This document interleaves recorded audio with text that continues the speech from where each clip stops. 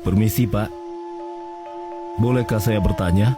Oh ya, silakan. Siapa orang yang paling miskin di daerah ini, Pak? Itu orang yang tinggal di gubuk itu. Kenapa kau mencari orang paling miskin? Saya punya penyakit dan hanya bisa sembuh jika minum di rumah orang yang paling miskin di suatu daerah. Terima kasih, Pak. Sama-sama. Ada-ada saja penyakitnya. Itu lebih parah daripada penyakit gila.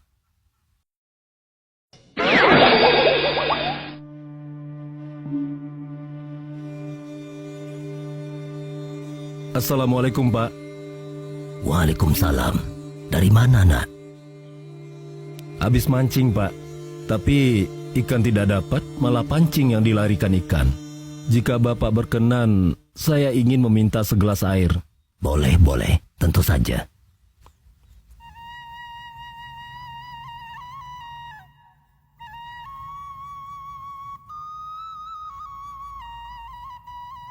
Ini.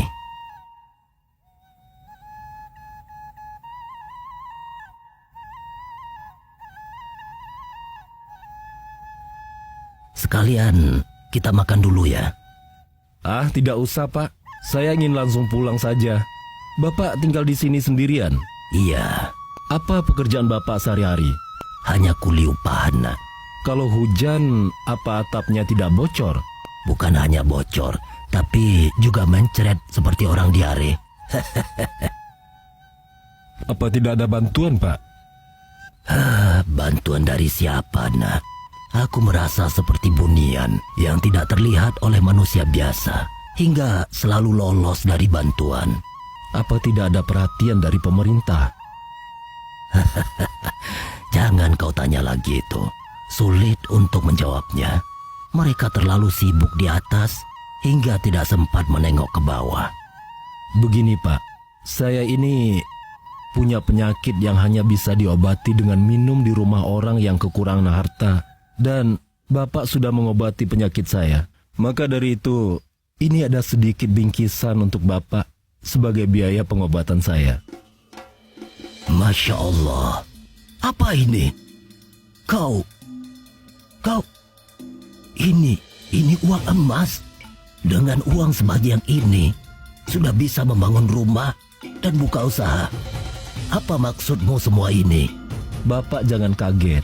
Penyakit saya sudah sembuh dengan wasilah minum di rumah Bapak. Penyakit apa? Penyakit gelisah ketika melihat rakyat yang melarat. Kau siapa sebenarnya? Saya bukan siapa-siapa, Pak. Hanya saja orang yang berpunya sebaiknya jangan menunggu orang meminta bantuan baru dibantu. Bagi saya, memakan hak orang lain tidak hanya mencuri dan menipu, tapi larut dalam kedudukan tinggi dan kemewahan dan membiarkan orang menderita, itu namanya juga memakan hak orang lain. Karena dalam harta kita juga terdapat hak orang lain yang dititipkan Allah kepada kita. Dan ketika kita sedang berpunya, lalu bertemu dengan orang kekurangan, itu bukanlah suatu kebetulan. Bisa jadi Allah sedang menyuruh kita untuk memberikan hak orang tersebut yang ada pada kita. Jika kita tidak menemukan orang yang patut dibantu, maka carilah. Jika kita melihatnya, lalu kita diam, maka sungguh hati kita sudah buta. Masya Allah. Siapa kau sebenarnya, nak? Saya adalah pelayan rakyat, Pak. Apakah kau Sultan Syam? Lupakan saja siapa saya, Pak. Saya hanya wasilah belaka yang menjalankan tugas.